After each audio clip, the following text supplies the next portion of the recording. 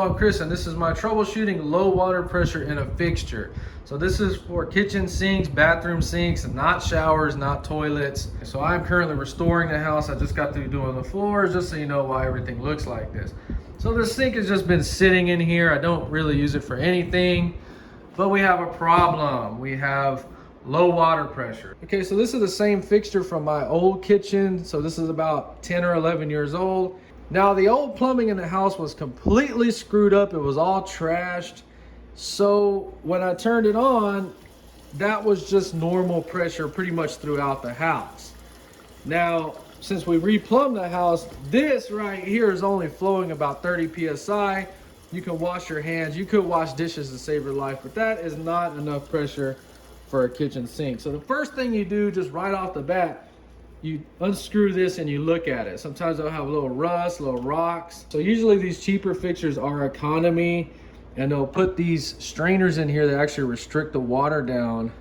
So taking it off, we should be blowing out a whole bunch of water right here, and we turn it on and it's the same. So one thing you must understand about water is you have PSI, which is the pressure or the speed of the water, then you have the volume of the water. So we can see the volume is good, but the pressure just seems to be reduced for some reason. And the next thing you do is you crawl into your sink, and you really need to get a light and look at your valves.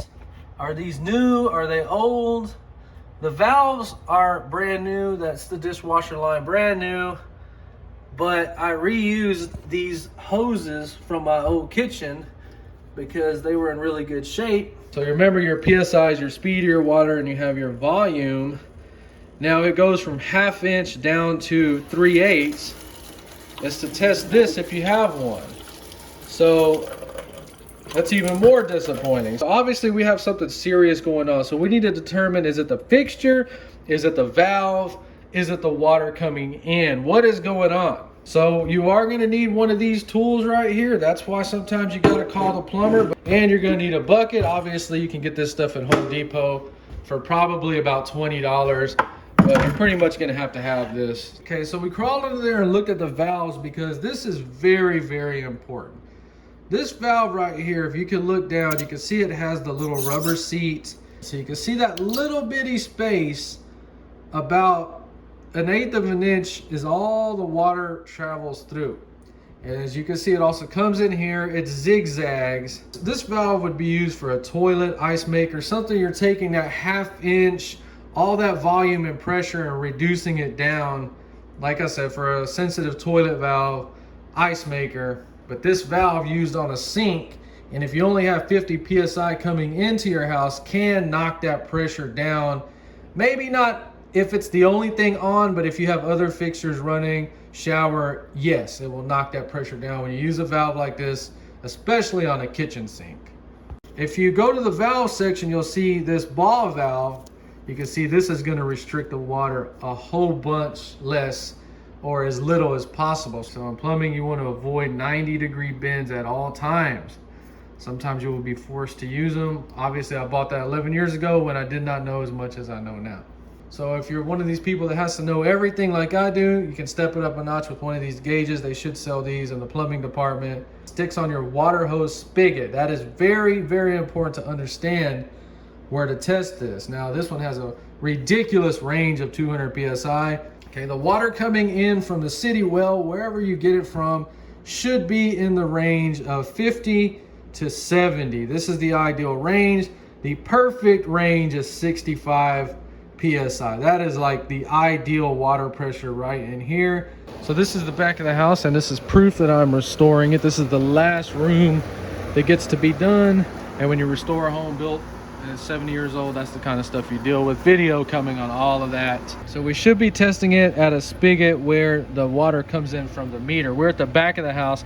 I actually plumbed this where it comes straight back. We got a straight line, so this is going to read the same at the meter. We're going to go ahead and put it on, and we're going to see the pressure. And we're at 51 PSI. That is actually a huge disappointment, living a few minutes from downtown and one of the biggest cities in the nation. That is a shame.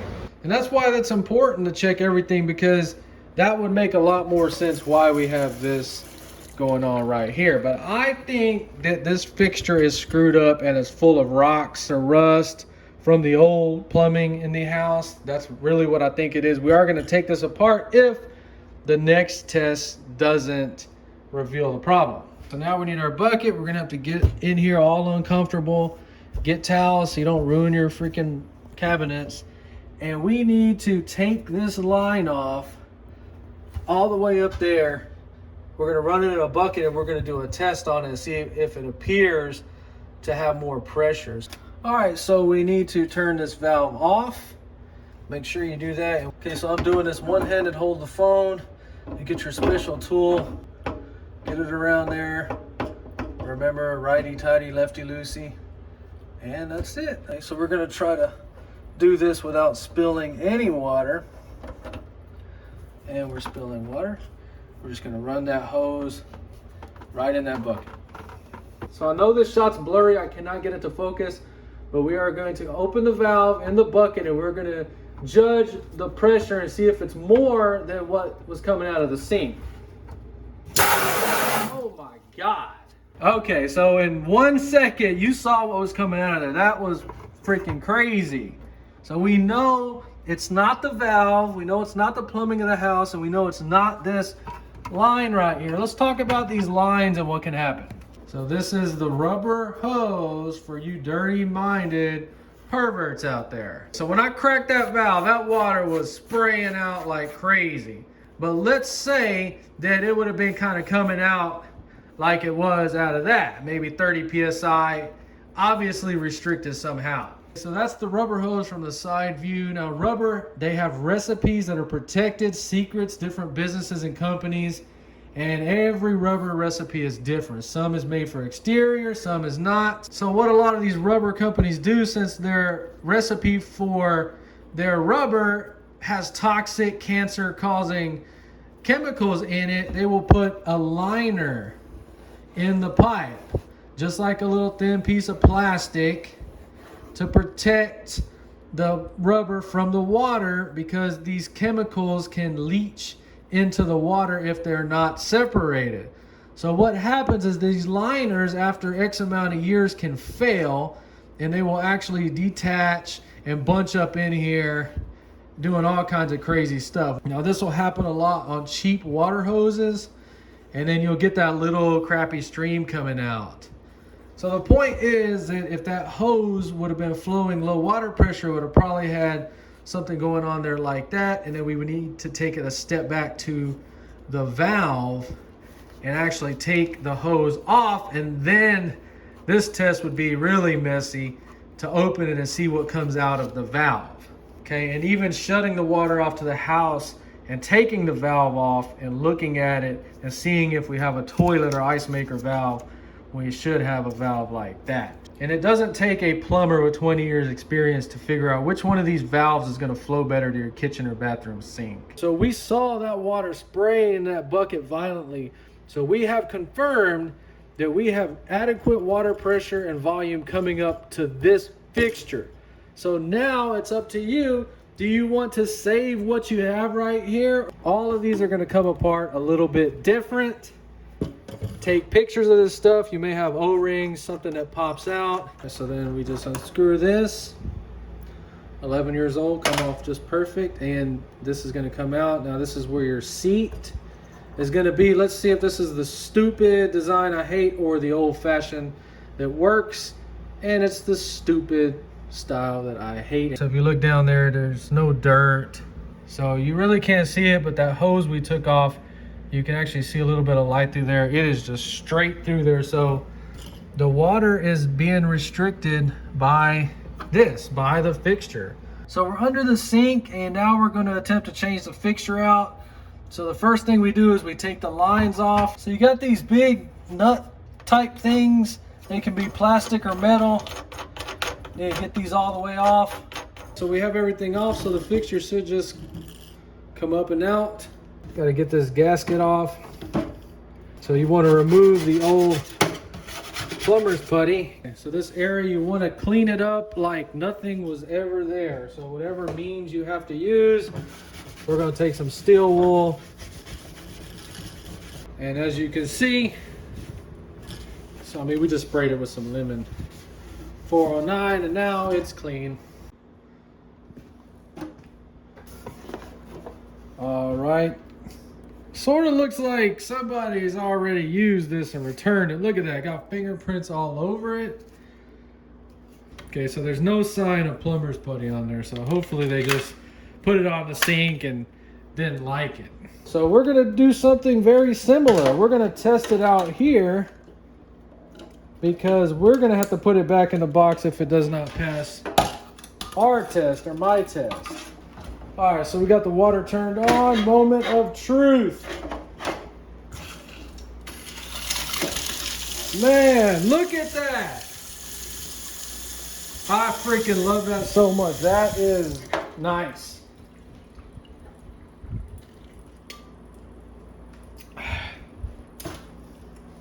This thing brand new. Is it seriously leaking? No. Is it? Oh my God. Is that why they returned it? Thank God this thing is not installed 100%. I'm just testing it out. So now I gotta take this thing back and return it. Thank God I saved the receipt. Look at that. So I returned the other one and I did not want to take a chance of having another new one leak. So I bought a different one. And then the reality hits you when you get home. Oh my God, it may attach different. So let's carefully take this one apart because we may have to return it. All right, so this one looks a little bit fancier. You see how we got 1/2 inch reduced down to 1/4 inch. Hopefully these guys know what they're doing.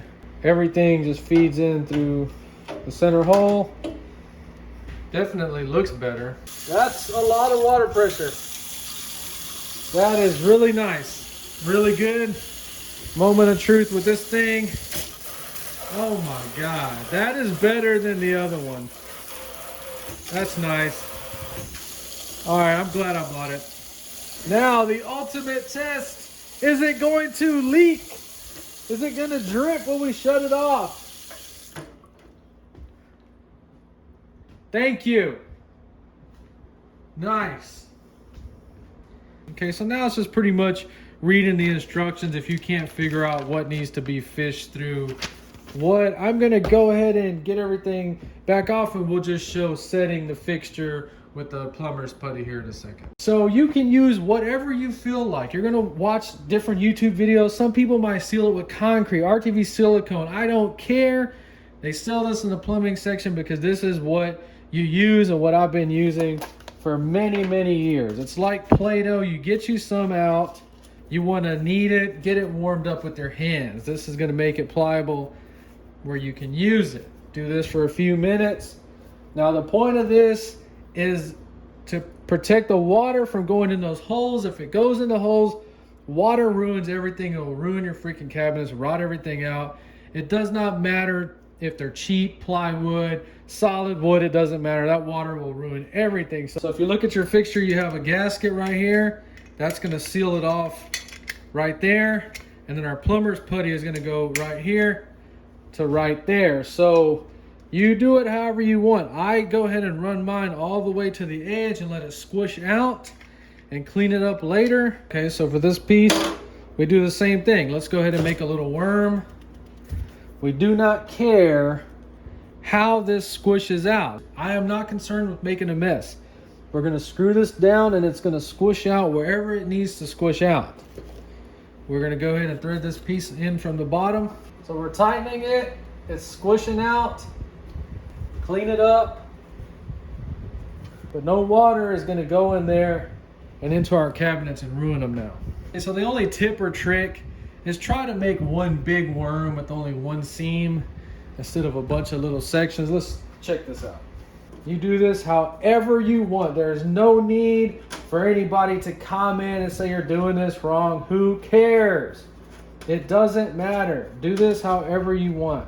I put a whole bunch on there on purpose. I do this on purpose because I want it to just squish in there as much as it can. So now all we do, we just set it down on there. We're gonna push it a little bit by hand. Gonna push it down with our hands. So the important part here is just making sure it's squishing out all around the gasket. As you can see what happens. Look at that. Beautiful watertight seal. The water that splashes up here is not under pressure. It's just going to try to gravity itself in there, and that's all it needs is a seal. Do it however you want, but plumber's putty works fine. All right, well, we got it all in there. I usually just let that sit for a while, for a few days. It is summer in Houston, Texas, and I will turn the AC off and let that heat up, warm up, and just kind of sit a little bit, tighten it a little bit more before I officially clean it up. And anytime I do new plumbing, a towel kind of hides it sometimes. You can't see it, and I will just leave that box and this open for a couple of days and make sure nothing's leaking. All right, so this journey today took about 3 hours, and you saw what I went through to troubleshoot and figure out what the problem was, and it ended up being the actual fixture. So we were using a $29.99, the original one we were using, and it was restricted. I have no idea why it would restrict the water down that much, but like I said, economy, maybe motel, hotel, so people don't use water. And at $59.99, look at that. That is what you want, and I'm super happy things turned out the way they did because I ended up buying a better faucet. So that's it for the video. Feel free to ask me anything.